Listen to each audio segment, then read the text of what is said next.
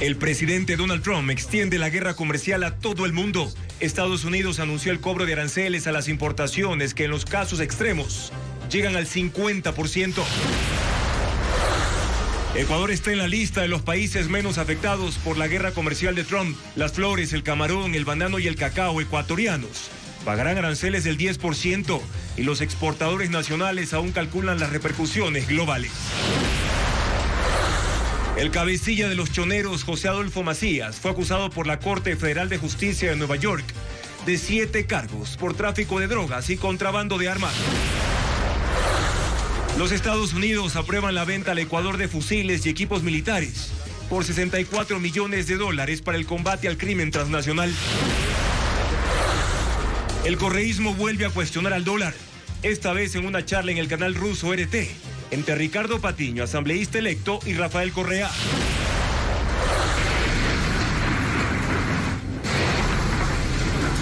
Guayaquil soportó 10 horas de lluvia con tormenta eléctrica que inundó 65 sectores, mientras en la provincia de Los Ríos hay al menos 1,000 afectados por el desbordamiento del río Chilintomo, y en Manabí y Loja también hay estragos. Cada imagen creada con inteligencia artificial, como ocurre con la moda Ghibli, equivale a tener un foco encendido durante 3 horas, según un estudio de las universidades de Texas y Colorado. El Barcelona derrotó al Atlético de Madrid y clasificó a la final de la Copa del Rey, donde enfrentará al Real Madrid.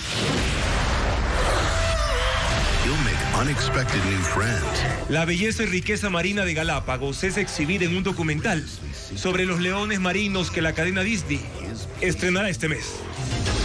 Amigos, buenas noches. Miércoles 2 de abril, como lo había anunciado, el presidente de Estados Unidos, Donald Trump, impone aranceles a la mayoría de bienes y productos que ingresan a ese país. El mandatario republicano ha dicho que la medida marcará el inicio de una nueva edad de oro para Estados Unidos. Pero, ¿qué países fueron incluidos en esa lista? ¿A cuáles se les aplicará un alto arancel? ¿Y qué pasará con las exportaciones ecuatorianas de Estados Unidos? Tenemos la información. Bienvenidos a Televistazo Estelar.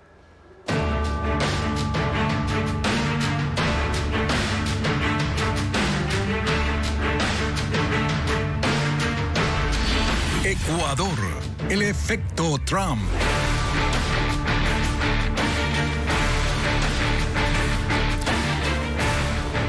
Tras esta imposición de aranceles, la tarifa mínima es del 10% y eso incluye también Ecuador y la mayoría de naciones latinoamericanas. Las exportaciones de otras economías, como por ejemplo la Unión Europea, tendrán 20% de arancel. Los casos extremos están en el continente asiático, donde algunos países pagarán nuevos aranceles de hasta el 50%.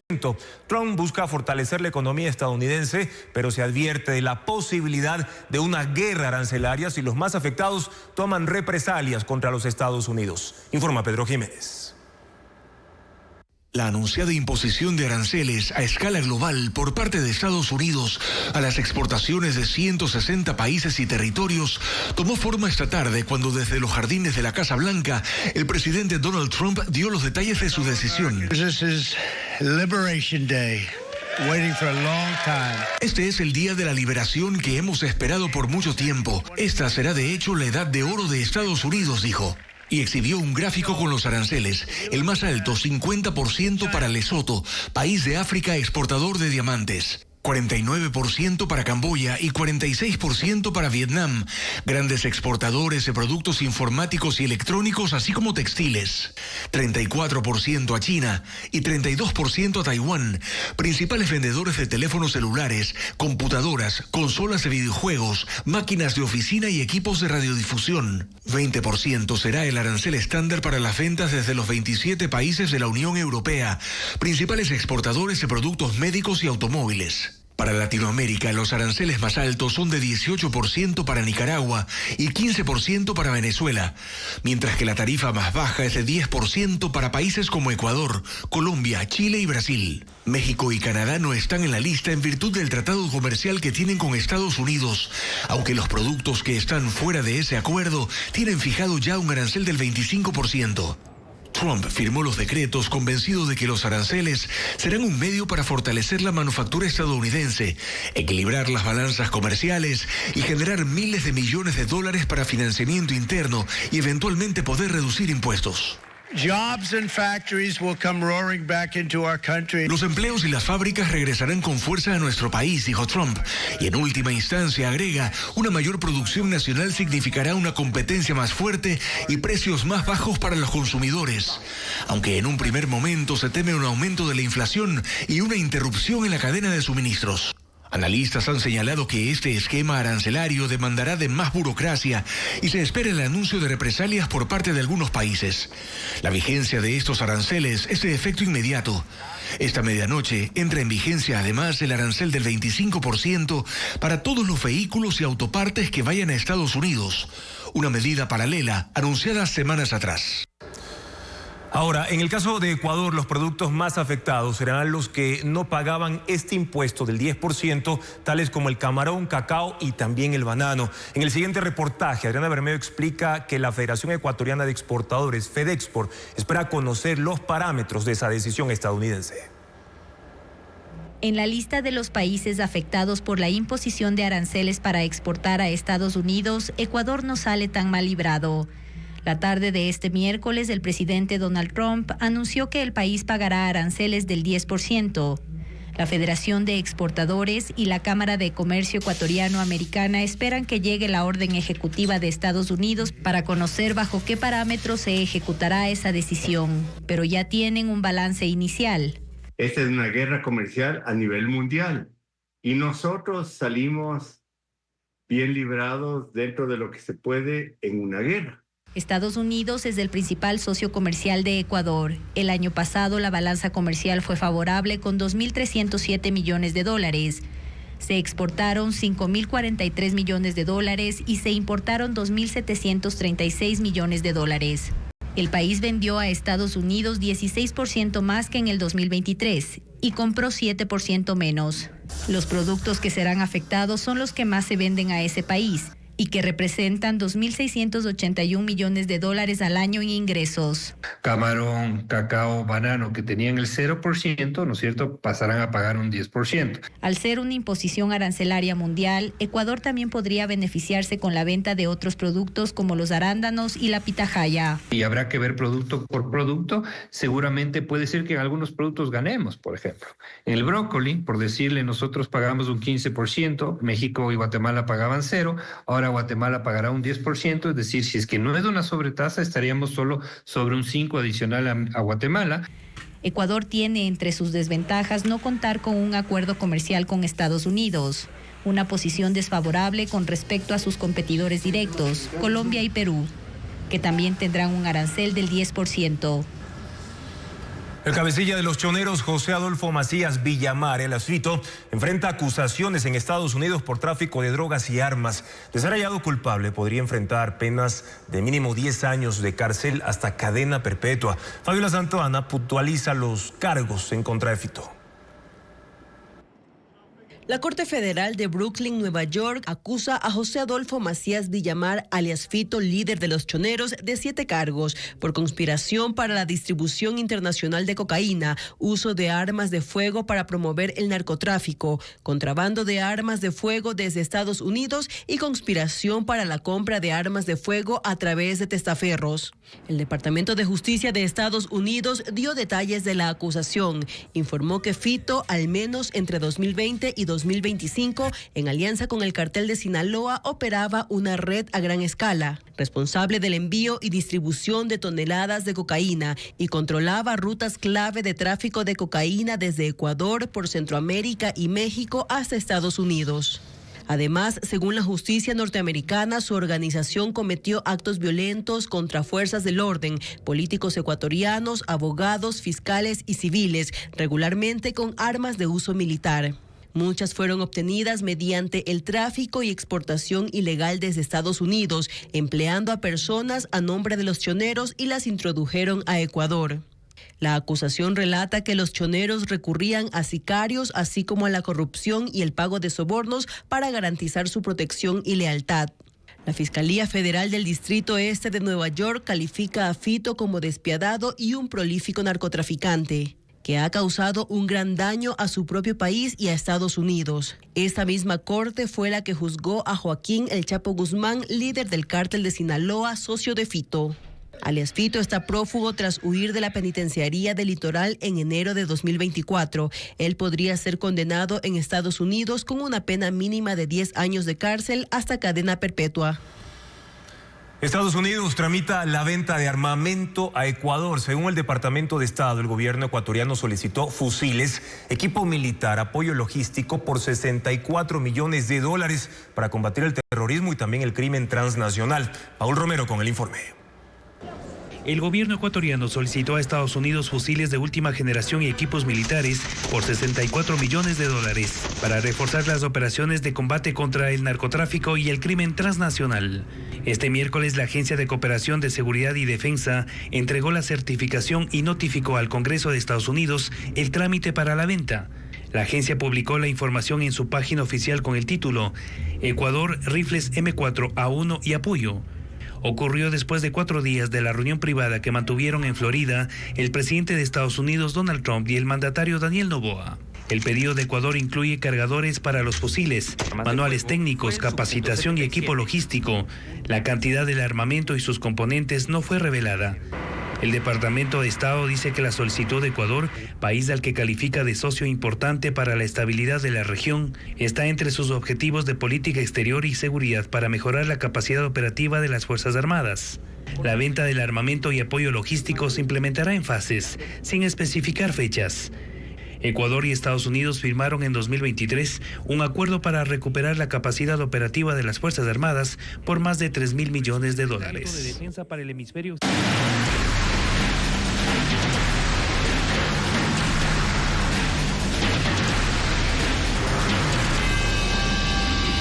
Lluvias.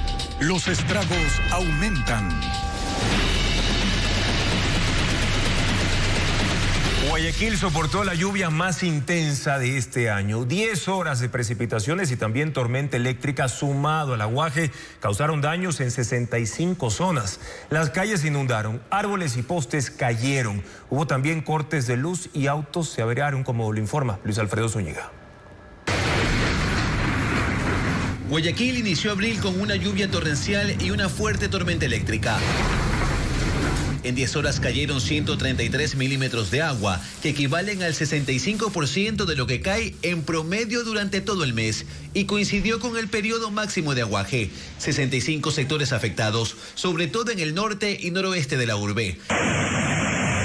Las calles de la Alborada se convirtieron en ríos correntosos y las alcantarillas se desbordaron.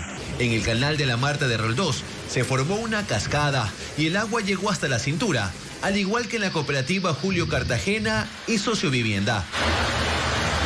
Uno tras otro quedaron los carros en la avenida Juan Tancamarengo, averiados por el agua. Aunque no se ha confirmado el número total, hubo vuelos que se desviaron a Quito porque no pudieron aterrizar en el aeropuerto José Joaquín de Olmedo. Incluso los pasajeros salían con dificultad de la terminal por la lluvia. Cerca de la medianoche se retomó el movimiento habitual. La tormenta dejó sin luz a 20 sectores. Postes eléctricos cayeron en la avenida Narcisa de Jesús, sector El Limonal, que estuvo sin servicio hasta este miércoles. Otras 4 zonas seguían sin luz hasta el mediodía. 7 árboles se desplomaron. Uno de estos cayó sobre un bus en Sauces 3. Según el INAMI, las lluvias intensas continuarán hasta el 15 de abril. Y en la provincia de Los Ríos hay al menos 1.000 afectados por el desbordamiento del río Chilintomo en la parroquia Febres Cordero. Algunas familias han tenido que improvisar refugios al filo de la carretera, mientras en Manabí 200 locales comerciales del centro de Santa Ana se inundaron completamente. Oded Camacho con las imágenes de lo ocurrido.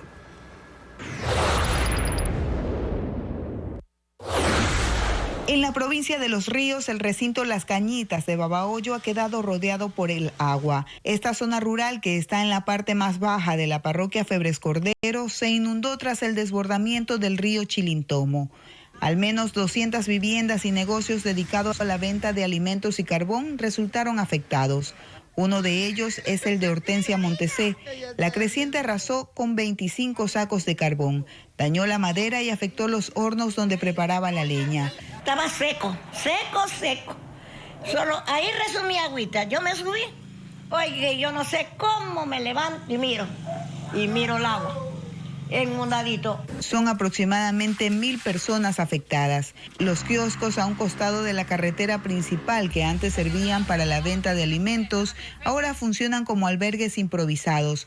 Al menos 20 familias han llegado a estos espacios con algunos enseres. Tenemos que estar unos despiertos, otros que medio dormidos y legalmente vivimos, o legalmente no seguro. Además, los pozos que usaban para el consumo de agua están contaminados con lodo y sedimento que arrastró la corriente del río.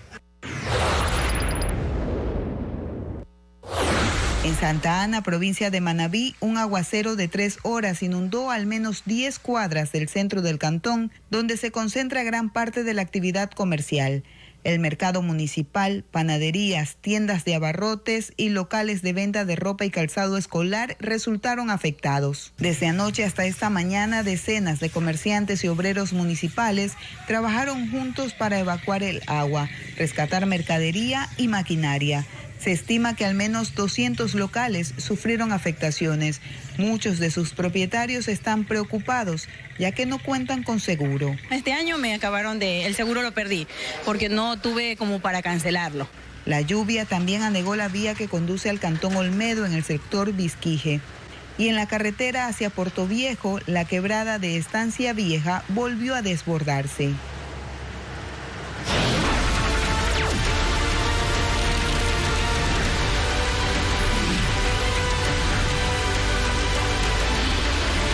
Elecciones 2025, segunda vuelta. Rafael Correa entrevistó a Ricardo Patiño, asambleísta electo por la Revolución Ciudadana. Durante ese diálogo ambos ratificaron la desconfianza en el dólar. Según Patiño, en los próximos años esa desconfianza hará que se mire otras monedas para desplazar a la de Estados Unidos. Francisco Garcés con el resumen de lo que dijo. La desconfianza en el dólar fue otra vez demostrada por líderes correístas, esta vez en el programa del expresidente Rafael Correa en el canal financiado por el gobierno de Vladimir Putin, RT.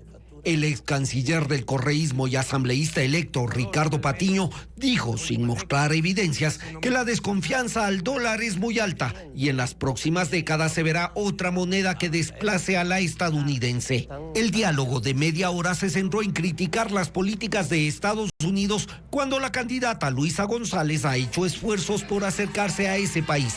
Y en su conclusión, Patiño dijo que las políticas estadounidenses terminarán afectando al dólar.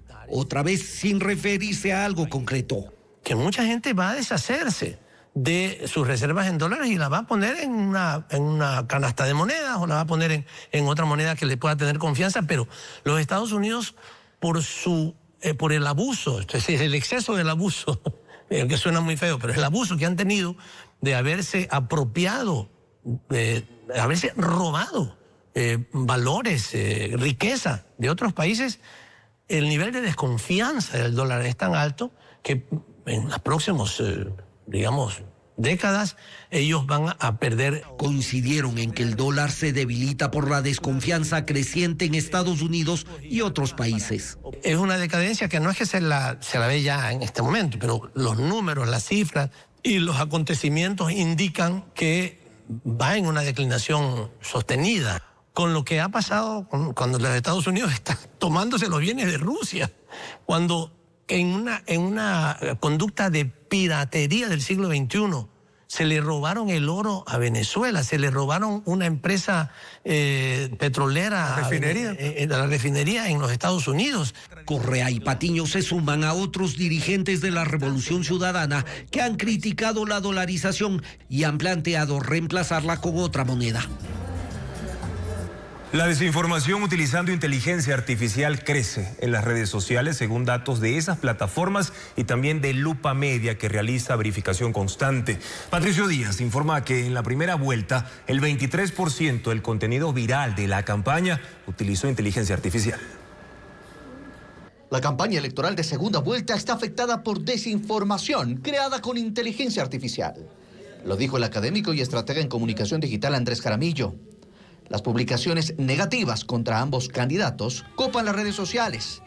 Lo preocupante, dice, es que no son contenidos aislados. como parte de una estrategia, además con empresas que se han dedicado precisamente a pautar en las redes sociales para que esta desinformación pueda llegar masivamente y además personalizarla a los diferentes nichos de las personas. Lupa Media, organización que hace verificación de información, rastreó de dónde provienen esas cuentas y concluyó que no se puede determinar si tienen relación con uno u otro candidato. Hemos identificado al menos 4 países desde donde se realizan estas campañas, desde donde se pautan, y ahí es donde está el dinero, en Argentina, Uruguay, México y Estados Unidos. Según la directora de Lupa Media, el uso de la inteligencia artificial en Europa supera apenas el 5%, mientras en Ecuador, en la primera vuelta, fue del 23% del contenido viral, y en esta segunda avanza con más fuerza. Se encargan de manipular contenidos de noticieros, usurpando noticieros internacionales, otros de entrevistas de los candidatos que son de 2023, de 2024, para hacerlas pasar como actuales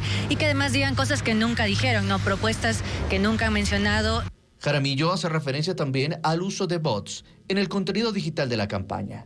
Y es similar en los dos candidatos, casi el 35% y el 21% de posibles bots, es decir, son cuentas automatizadas. Se han creado cuentas trolls, es decir, cuentas falsas, para poder hacer difusión incluso de esta desinformación que, como decíamos, solo apunta a tratar de manipular el voto.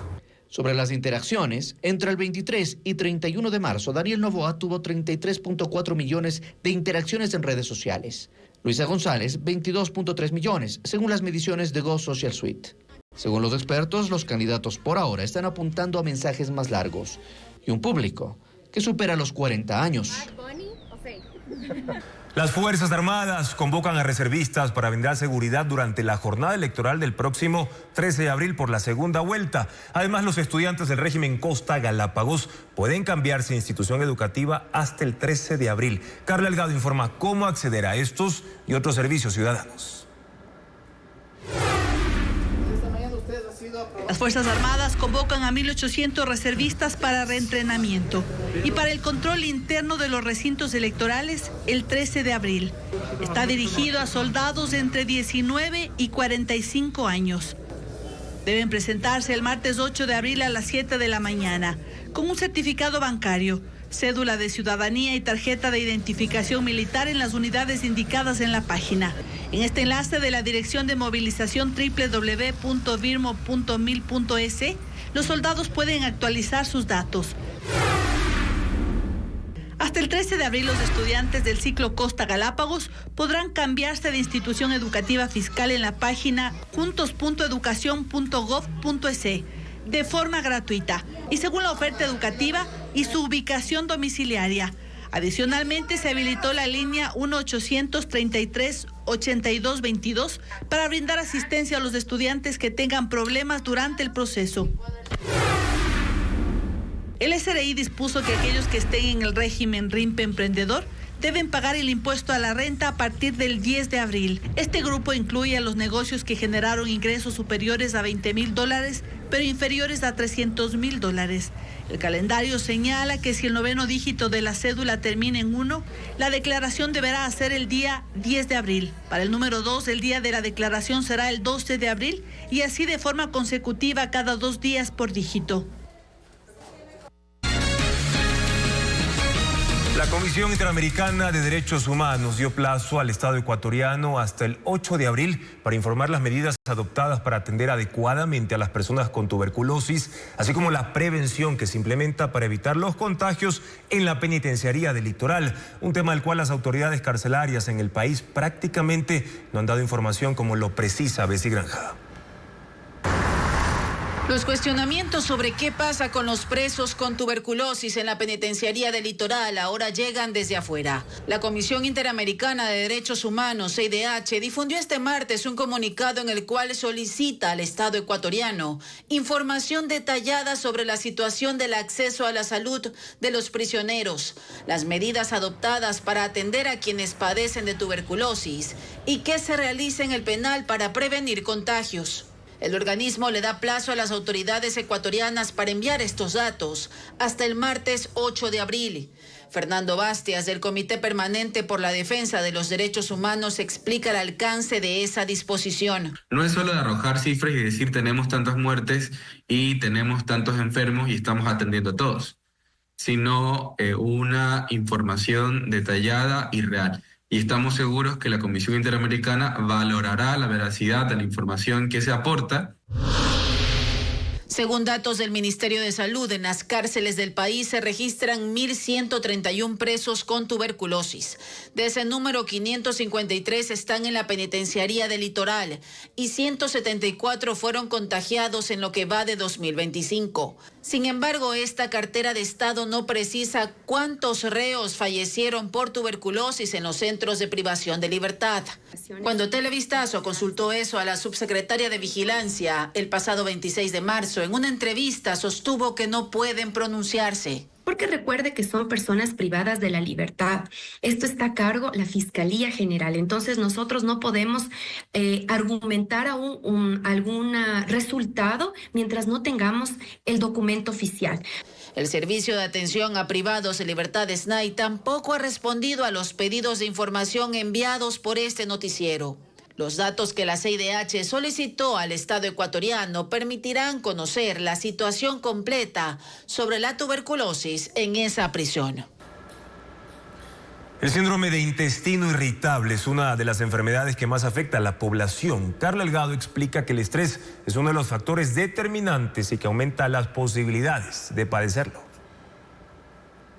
El 25% de los adultos sufre de intestino irritable en el país. Lo acaba de informar la Federación Médica Ecuatoriana, que considera que es uno de los motivos más frecuentes por el que los pacientes acuden a emergencia en los hospitales. Este síndrome afecta al intestino grueso. Causa cólicos abdominales, distensión y cambios en los hábitos intestinales. Afecta principalmente a las mujeres mayores de 45 años. Hay signos que pueden alertar y que deben ser confirmados mediante una colonoscopía. Dolor abdominal durante los últimos 6 meses, estreñimiento, deposiciones frecuentes o ambas, hinchazón estomacal. El estrés es la principal causa. La ansiedad, lo que estamos viviendo en la sociedad en los últimos momentos, la violencia social, verdaderamente está alterando el estado psicológico de las personas. Entonces, pensaríamos que uno de los pilares fundamentales, aparte de la sintomatología ya descrita, es justamente la depresión, el estrés. El presidente de la Federación Médica aconseja evitar alimentos y bebidas que estimulen los intestinos, como bebidas que contengan cafeína, el té o las bebidas con gas. Comer porciones más pequeñas e incrementar la fibra en la alimentación. La mayoría de las personas con diagnóstico de síndrome de intestino irritable pueden controlar sus síntomas con dieta, manejo del estrés, probióticos y, en casos, con los fármacos que recete el médico.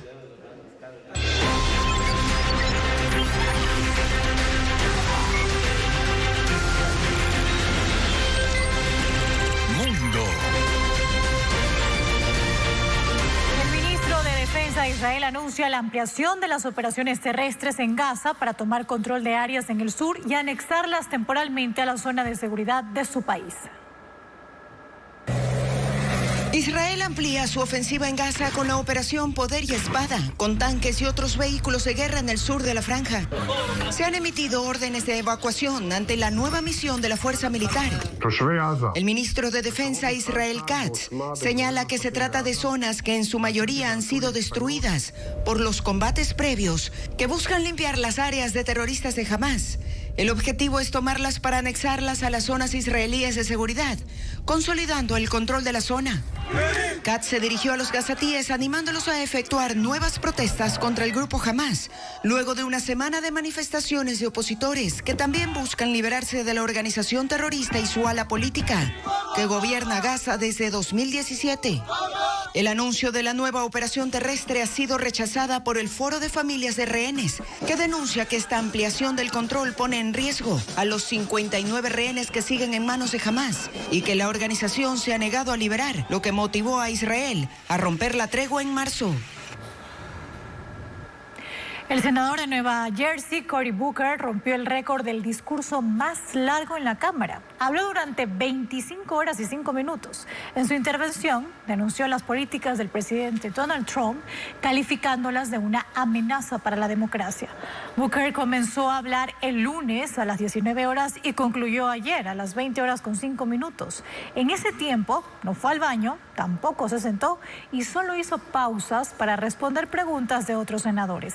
Según la ley de ese país, no hay un límite de tiempo para las intervenciones en el Senado. Booker superó la marca de 24 horas y 18 minutos establecida en 1957 por el republicano Strom Thurmond, quien intentó bloquear la ley de derechos civiles.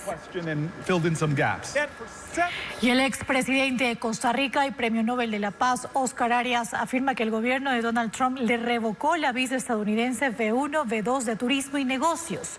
Arias fue 2 veces presidente de Costa Rica, ganó el premio Nobel en 1987 por su activa acción diplomática para poner fin a las guerras civiles en Centroamérica. También fue pionero en esta región al romper lazos con Taiwán para establecer relaciones diplomáticas con China en 2007. El exmandatario ha criticado la política de deportaciones de migrantes y la guerra comercial global de Trump, así como el trato que dio al mandatario ucraniano Volodymyr Zelensky. Y un brote de norovirus ha afectado a 241 personas a bordo del crucero Queen Mary 2, operado por la compañía Cunard Line durante un viaje de 29 días que partió desde Southampton, en Inglaterra, el pasado 8 de marzo. El barco tiene capacidad para miles de pasajeros con paradas en Nueva York y el Caribe y está programado para finalizar el 6 de abril de regreso a Inglaterra. El norovirus es un microorganismo altamente contagioso capaz de causar náuseas, vómitos, dolor o calambres estomacales.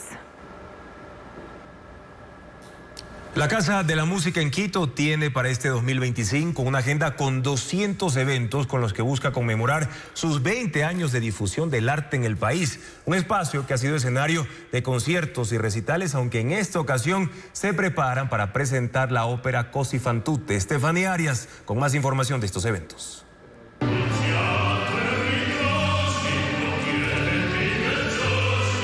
Adaptó su sala de conciertos para montar un espectáculo de ópera, adecuando una fosa en la parte baja del escenario, donde estará una orquesta sinfónica para interpretar una de las melodías más reconocidas de Mozart, Cosi fan tutte. Así es como la Casa de la Música en Quito se prepara para conmemorar sus 20 años difundiendo el arte en el país, en los cuales se ha convertido en un referente cultural. La Casa de la Música es una sala de conciertos que fue pensada para música académica, música sinfónica, pero a lo largo de los años se ha ido abriendo a más manifestaciones artísticas. A final de este mes vamos a tener un gran trompetista español, Rubén Simeo, más adelante Aisha Sied, y bueno, también en la música de películas de Star Wars para la gente que es fanática de las sagas grandes del cine. La Casa de la Música comenzó a construirse en 1993 por la iniciativa de una pareja de alemanes judíos que llegaron a Ecuador. Sin embargo, fue en abril de 2005 cuando el proyecto finalmente se concretó. Su diseño arquitectónico, que se destaca por su acústica, ha sido escenario de incontables conciertos y recitales internacionales y locales, además de otros proyectos sociales. Nosotros año a año, con aliados estratégicos como la Orquesta Sinfónica, la Banda del Cuerpo de Bomberos del Distrito Metropolitano de Quito, e incluso el Teatro Sucre, tenemos un programa para realizar conciertos didácticos para niños y adolescentes. Y con los años se ha ido consolidando e innovando. Por eso, ahora le apuestan a esta icónica obra de mimo corporal dramático, comedia, música y teatro. Las funciones de Cosi fan tutte serán este viernes 4 y sábado 5 a las 19:30. Los horarios y fechas de los demás espectáculos los irán publicando en sus redes sociales. El anuncio de Donald Trump de imponer aranceles a escala global generó reacciones. El Ministerio de Relaciones Exteriores de China aseguró que su país va a contraatacar y desde el Parlamento Europeo calificaron la medida como desproporcionada e ilegal. Lo informa Luis Alfredo Zúñiga.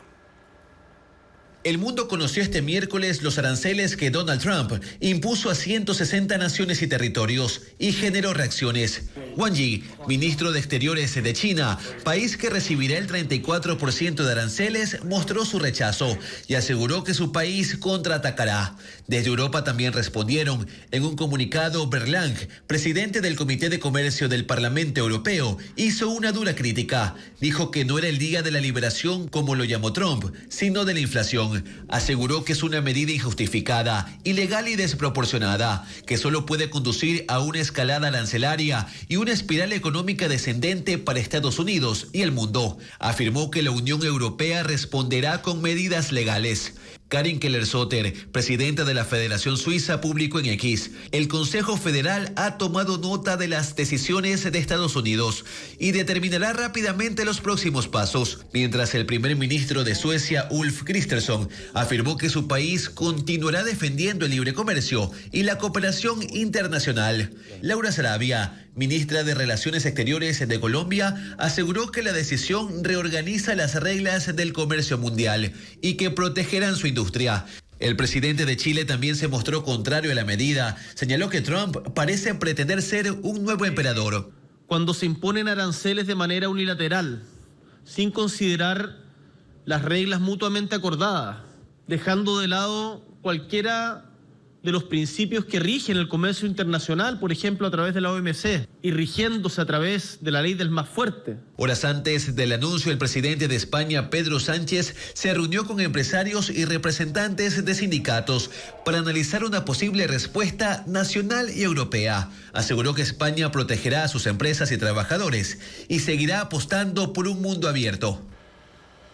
Los grupos de narcotráfico utilizan aeronaves para transportar drogas desde Ecuador a Centroamérica. En 2024 se redujo la cantidad de tráfico no identificado en Ecuador por la destrucción de pistas clandestinas en las provincias costeras. Paul Romero explica en el siguiente reportaje las estrategias para incrementar el control aéreo.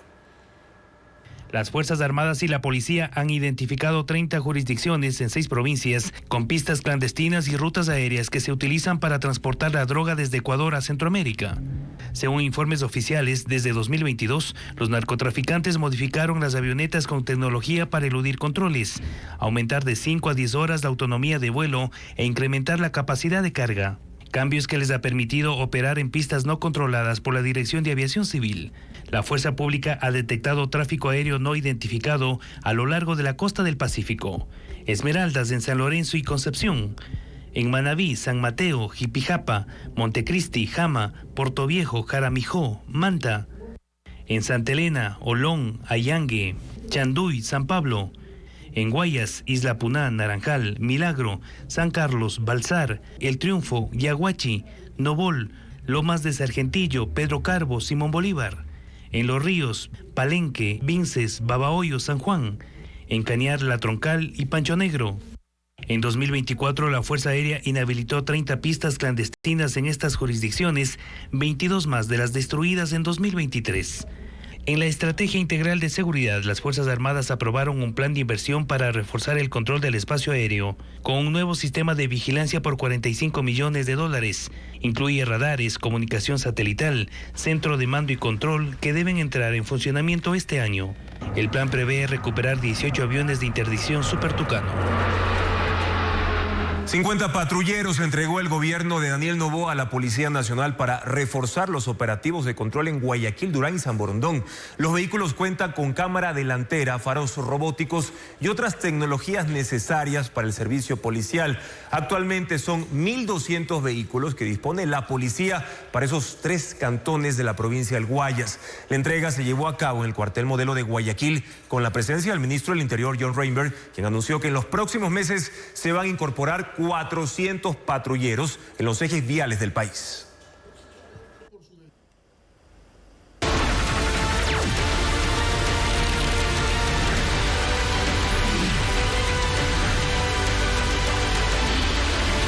Elecciones 2025, segunda vuelta.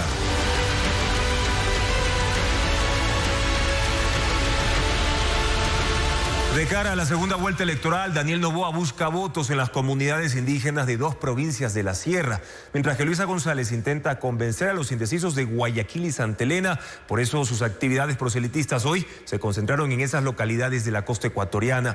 Diego Cuenca describe lo que hacen los candidatos. Daniel Noboa quiere asegurar votos en Bolívar y Tungurahua, 2 provincias en las que ya obtuvo el primer lugar en febrero. Pero ahora quiere sumar a electores de las comunidades indígenas, quienes en la primera vuelta apoyaron a Leonidas Issa del movimiento Pachacutic. Al mediodía, el candidato presidente llegó a Guaranda para participar en un diálogo al que denominó Unidad de Pueblos y Nacionalidades, donde representantes de las comunidades de los 7 cantones de Bolívar lo recibieron en el Coliseo Municipal. En esa localidad debe captar a 18.537 votantes que en la primera vuelta apoyaron a Issa. En la tarde arribó a Ambato, donde tuvo 2 eventos de campaña. El primero fue un encuentro con 8 comunidades de las juntas de riego locales. El segundo fue un conversatorio con jóvenes universitarios. En esa ciudad debe conseguir los votos de 24.000 indígenas y otros 17.000 electores que en los comicios pasados optaron por el nulo o el blanco. Mientras tanto, la campaña de Luisa González se concentra en Guayaquil. Ese miércoles visitó el barrio Cisne 2, que pertenece a la parroquia Febres Cordero, en el sur de la ciudad. Ahí, en la primera vuelta, 17.783 personas votaron nulo y otras 3.982 en blanco. González llegó a las 4 de la tarde para ofrecer un evento de 40 minutos. Es un territorio crítico, donde en la primera vuelta perdió frente a Noboa con 7.000 votos de diferencia. Luego viajó a Santa Elena, donde hará un evento similar a las 8 de la noche. Aunque en esta localidad de la península fue la ganadora de la primera vuelta, quiere sumar a 11.200 personas que apostaron por el nulo y el blanco. Y Daniel Noboa y Luisa González podrán gastar hasta $2.1 millones en su campaña. El Estado también les entregó un rubro para promociones en medios de comunicación. Y Patricio Díaz informa de cuánto es ese fondo. Los candidatos presidenciales no pueden exceder de $2.1 millones en sus gastos de campaña, que incluyen traslados, logística, tarimas, banderas y artículos promocionales, entre otros. Este financiamiento proviene del partido o movimiento, de aportes de simpatizantes y de donantes de la campaña.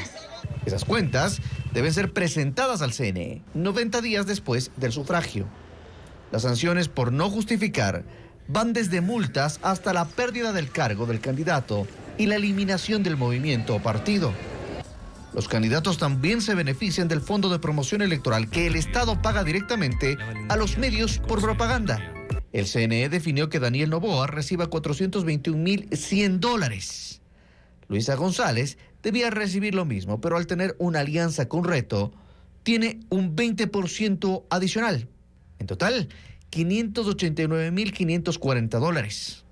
El candidato puede distribuir esos recursos en radio, televisión, medios digitales, prensa escrita y vallas. Y las redes sociales de los aspirantes a la presidencia toman protagonismo. Tanto Luisa González como Daniel Noboa suben a sus cuentas todas sus propuestas y actividades de cara a las elecciones del domingo de la próxima semana. Carita de Dios. Lo de recorrer el país, mantener reuniones, saludar a la gente es rutina en una campaña electoral. Así que los candidatos buscan la forma más creativa de contárselo a la gente a través de las redes sociales, revelando sus gustos musicales, por ejemplo. Bad Bunny o Fake. Tú y yo, bebé. No es que aparece de milagro en el súper. O recurriendo a vegetales que hablan para hacer propuestas relativas al agro. Pero yo estoy segura de que con Luisa vamos a renacer. Por eso, para nuestros campos. Para dejar atrás. O poniéndole música a un comunicado. Hace un par de días, Daniel Noboa publicó en sus redes un escrito que hablaba de su decisión de escribir una nueva historia para el país. Decidido a escribir una nueva historia para el país. Y hoy ese escrito apareció en sus redes, hecho canción. Luisa González suele apoyarse en su género para hacer campaña. Su intento por captar el voto femenino queda plasmado en sus publicaciones y en sus discursos. Manos de mujeres y riqueza que se redistribuye. Los candidatos también usan sus redes para publicar su agenda del día y contarle a sus simpatizantes a qué parte del país se dirigen y en qué actos estarán presentes.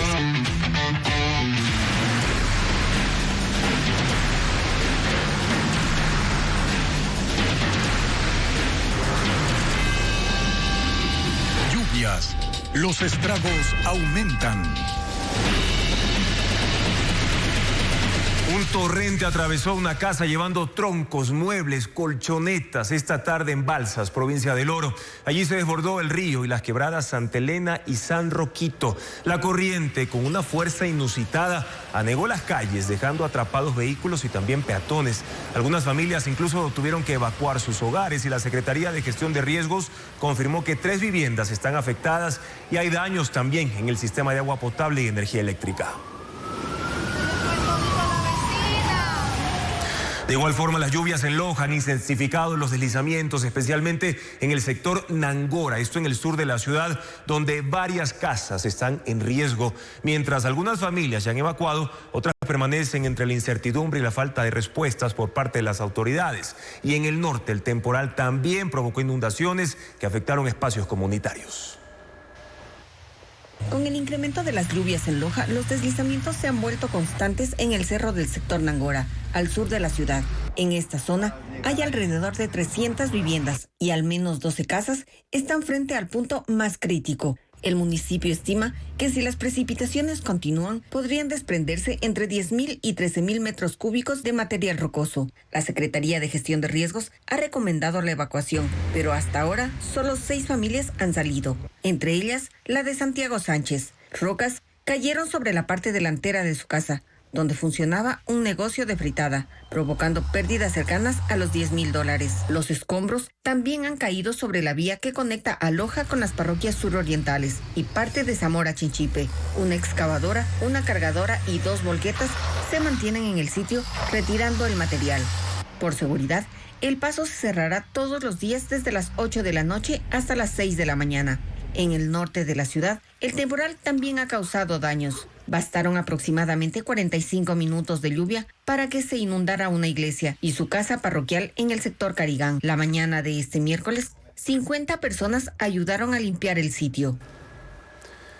Productores de maíz denuncian que el Ministerio de Agricultura no ha fijado el precio mínimo de sustentación de la saca para este año. Según los agricultores, eso promueve la especulación y complica la situación porque ya estaban en desventaja por la importación de 160.000 toneladas.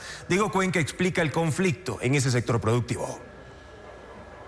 Desde el año pasado, la industria que produce pollos, huevos y cerdos alertó de una escasez de 330.000 toneladas de maíz para el primer trimestre de 2025. Por eso, el Ministerio de Agricultura autorizó que se importe 160.000 toneladas desde Argentina. Los productores nacionales rechazaron esa medida porque, según ellos, sí había producto suficiente. Sin embargo, hoy el Ministerio de Agricultura afirmó que no alcanza ni sumando las 160.000 toneladas importadas, más las 80.000 toneladas de cosecha nacional disponibles. Existe un déficit por cubrir de 90.000 toneladas, entre 90.000 a 100.000 toneladas, para cubrir la necesidad del mercado como tal. Con esto quiero decirles que no existe ninguna importación que haya creado la baja de los precios. Algo que rechazan los productores de maíz, que esta mañana bloquearon con sus tractores la vía Quinindé Esmeraldas por 2 horas para exigir al ministerio que fije un precio mínimo. ¿Y eso qué incurre? Básicamente en que ya iniciamos la cosecha y obviamente los precios están por los pisos, provocando una pérdida al sector maicero nacional y una especulación sobre los precios. Nadie sabe qué va a pasar, hay toda una inestabilidad. Horas más tarde, los productores se reunieron con el ministro de Agricultura, quien con facturas sostuvo que el maíz lo están vendiendo hasta en $25, cuando el precio mínimo del año pasado era de $16.50, y agregó que el producto pierde valor cuando tiene mucha humedad. En ese caso, las comercializadoras pagan hasta $10 la saca. Con las lluvias que nos han caído, los agricultores, para evitar que el producto se les dañe, están sacando su cosecha a los 120 días. Es decir, no están entrando al secado, sino que están vendiéndolo directamente a quienes les compran, a los comercializadores.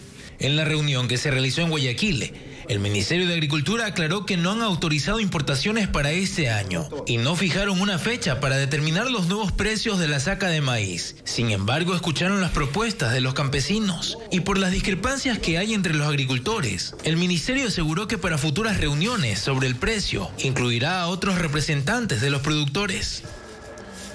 New Stratus Energy, parte del consorcio Sinopetrol al que fue adjudicado el Campo Sacha, mantiene en pie ese acuerdo con el Estado y con él puso en venta nuevas acciones en Canadá para captar inversionistas. Francisco Garcés amplía esta información.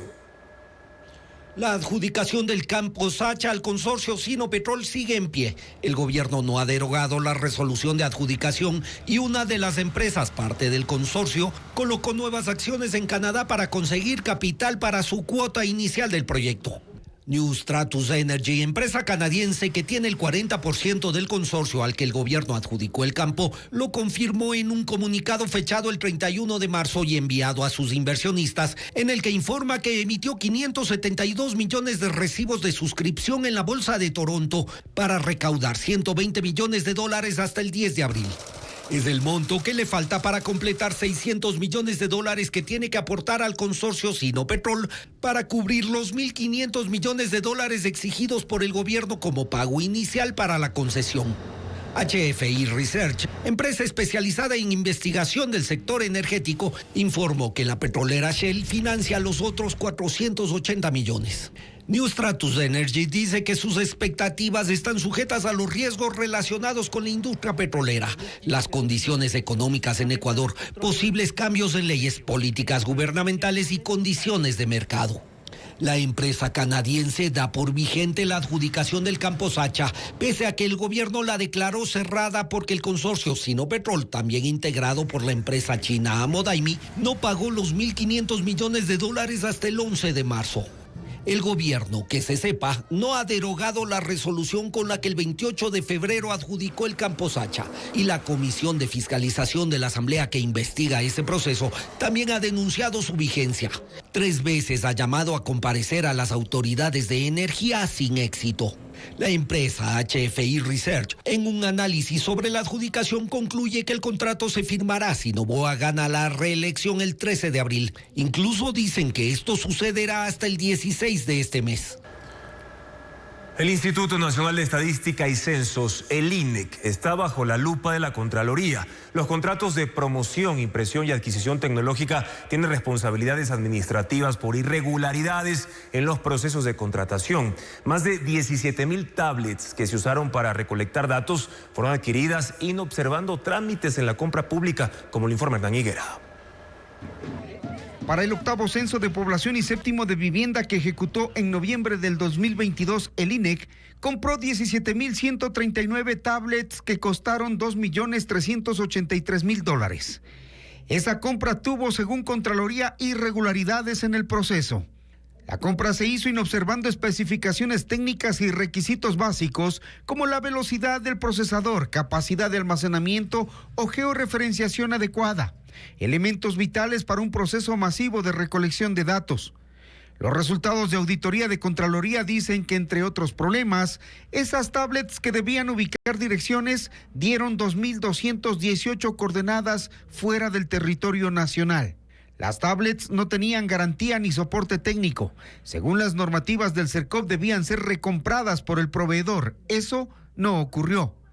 Y fue la empresa ganadora de la subasta la que impuso las reglas que incluyeron un mantenimiento superficial. En su informe, la Contraloría dice no haber encontrado las tablets en los inventarios del INEC, pues sus autoridades regalaron 10.269 de ellas al Ministerio de Educación.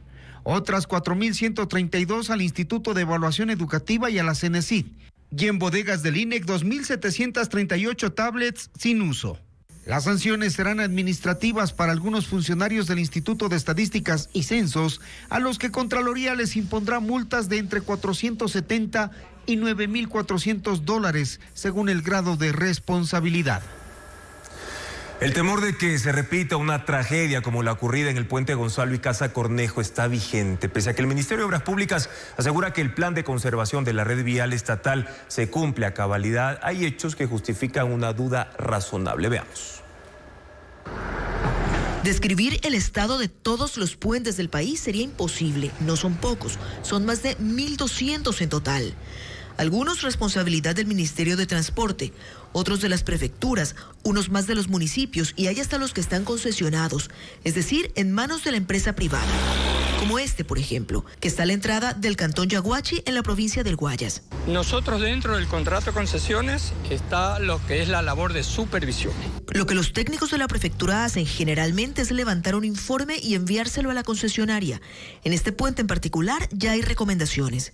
Hay un estudio que deben hacer a este puente, una intervención, un mantenimiento, ¿verdad? Pero son rutinarios y periódicos. En ocasiones ni siquiera hace falta ser técnico para darse cuenta del estado de un puente. Este, por ejemplo, el puente Cornelio Dávalos queda en Chimborazo y su necesidad de mantenimiento salta a simple vista. Está cerca de colapsar. Esto no durará mucho tiempo ahorita con el invierno que está un poquito duro, ¿no? Otro puente más, esta vez en la provincia de Los Ríos, el puente Gemelo, por el que todos los días pasan entre 18 y 20.000 vehículos. Se llama así porque hay dos estructuras iguales, una de ida, otra de vuelta. Ahora mismo la estructura norte-sur está cerrada al tránsito porque está siendo reparada y así ha estado por meses. El problema es que, mientras tanto, todo el tráfico lo está soportando la otra estructura, cuyo estado es lamentable. El puente se mueve la estructura, se mueve. Se está destruyendo la obra, vea, no le dan mantenimiento. Y quienes transitan por ahí no solo alertan del peligro evidente del colapso del puente, sino también del aumento del número de accidentes.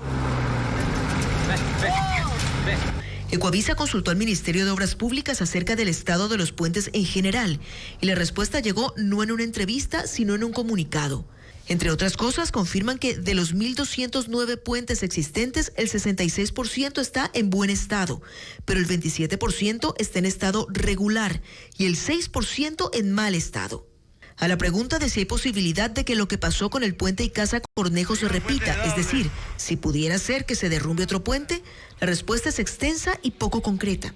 Hablan de quién era la responsabilidad del puente caído, de los casos en los que estas estructuras pueden representar un riesgo, de lo que hay que hacer para mantenerlo. Pero no se dice cuántos puentes están en semáforo rojo o qué se está haciendo para evitar que puentes como estos ocasionen una nueva tragedia. La plataforma digital Disney Plus lanzó el tráiler de la película Leones Marinos en las Galápagos. El filme será estrenado el próximo 22 de abril por el Día de la Tierra. Conozcamos más de esta producción que pone a las islas y sus especies en la mirada del mundo. You'll make unexpected new friends, face dangerous new foes, and courageously seek to find his place in the world. Leones Marinos de las Galápagos es una película de Disney Plus, narrada por el ganador del Oscar Brendan Fraser. Lives Leo, a brave young sea lion. La película sigue la vida del lobo marino Leo, desde que abandona su hogar al lado de su madre, hasta que aprende a adaptarse a su entorno con animales como tiburones, iguanas marinas, serpientes y atunes de aleta amarilla. He leaves the comfort of his mother's side and embarks on the island-hopping adventure of a lifetime. El filme destaca la diversidad de la fauna marina y la importancia de su conservación, con tiernas e impactantes imágenes que invitan al espectador a conocer una de las 7 maravillas naturales del mundo, clave en la teoría de la evolución de Charles Darwin. El documental está dirigido por Hugh Wilson y codirigido por Kate Shelley, con una banda sonora compuesta por Rafael Thibault. Será estrenada en la plataforma digital Disney Plus el 22 de abril, Día de la Tierra. La inteligencia artificial representa un alto impacto ambiental impresionante, según un informe de la Organización de las Naciones Unidas. Los centros de datos consumen cada año 6 veces más agua que lo requerido por 6 millones de personas. Veamos.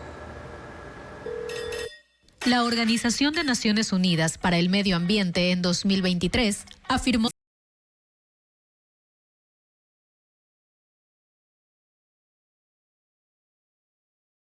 donde se procesa la información, producen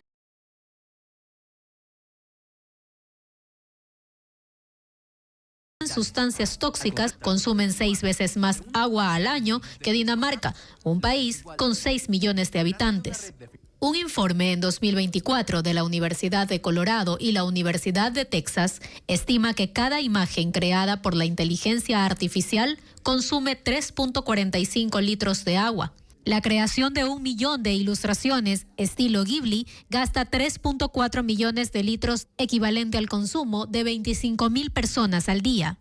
Los investigadores estadounidenses agregan que el impacto recae también en el consumo de energía, porque crear una imagen con inteligencia artificial equivale a tener un foco encendido durante 3 horas. Si el número de imágenes fuera de 1 millón, el consumo representaría a la energía utilizada por 30 hogares. Los expertos aclaran que el consumo varía según la tarea. Por ejemplo, la generación de imágenes necesita 60 veces más energía que la elaboración de texto, y esta última consume más que las herramientas que clasifican o interpretan datos. El informe advierte que los centros de datos de inteligencia artificial van a consumir 3 veces más energía hasta el 2028.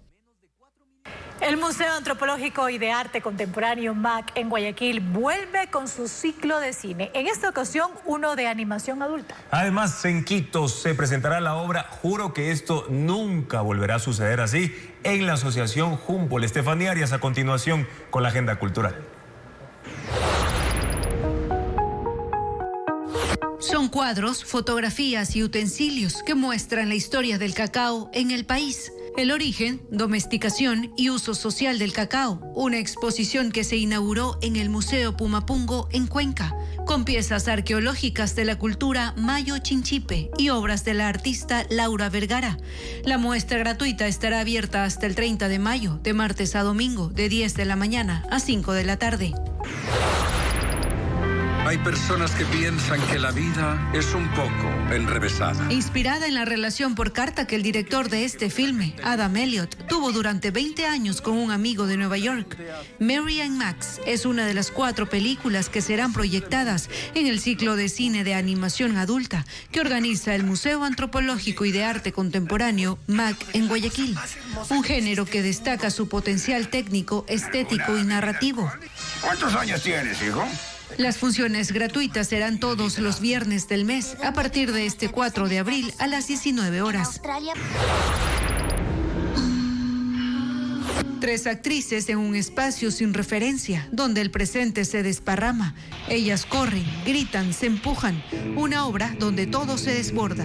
Juro que esto nunca volverá a suceder así. Es una pieza teatral que llegará a la Asociación Humboldt en Quito, producida por Imperfecto Colectivo, dirigida por Diego Coral López y con la actuación de Tamia Otálora, Jessica Gutiérrez e Ivania Michelena. Las funciones serán el jueves 3 y viernes 4 a las 19 horas y sábado 5 a las 18 horas. El actor estadounidense Val Kilmer, que interpretó a Jim Morrison en The Doors y a Batman en Batman Forever, falleció a los 65 años. Además, el colombiano Lucas Arnau y el venezolano Carlos Baute se reencontraron para crear y estrenar el tema. El actor estadounidense Val Kilmer, que interpretó a Jim Morrison en The Doors, a Batman en Batman Forever y al piloto Kazansky en Top Gun, falleció a los 65 años en Los Ángeles, Estados Unidos. Su hija informó que fue a causa de una neumonía. Hace 10 años fue diagnosticado con cáncer de garganta. Le practicaron una traqueotomía que afectó su voz y detuvo su carrera como actor. Estrenó el documental de su vida en 2021 y su última aparición en el cine fue en 2022. Retomó su papel de Kazansky para Top Gun Maverick. La banda ecuatoriana Curare lanzó su 7º disco Alma, que fusiona el rock, el metal, el folk con la música andina y tiene 7 canciones. Presentarán el álbum en un concierto en el que también cantarán temas de sus 23 años de trayectoria. El show será este jueves 3 de abril en Quito en el Teatro Beethoven a las 7:30 de la noche. La supermodelo Naomi Campbell apareció de sorpresa en el concierto de Usher en Londres, tal como lo hizo en el 2004. Usó un mini vestido de brillos. El show fue parte de su gira Past, Present, Future Tour, que durará hasta mayo y promociona su 9º disco. Carlos Baute y Lucas Arnau se unen para la canción Volverte a ver. El videoclip fue grabado en Nueva York. Los protagonistas recorren las calles persiguiendo a una chica. Fusionan el vallenato con el género tropical. Las noticias regresan mañana a las 5:55 en la primera emisión de Televistazo y también las puedes seguir en vivo por ecuavisa.com y Ecuavisa Play. En contacto directo estará Alexia Alcibar, directora ejecutiva de la Cámara de Comercio Ecuatoriano-Americana en Guayaquil, para analizar los efectos que tendrá en Ecuador la guerra de aranceles iniciada por Donald Trump. Además estará con nosotros Carlos Andrés Vera, comunicador y columnista, para analizar si los pasos dados por el correísmo en esta segunda vuelta son en falso o una estrategia. Los esperamos siempre con información actualizada. Buenas noches.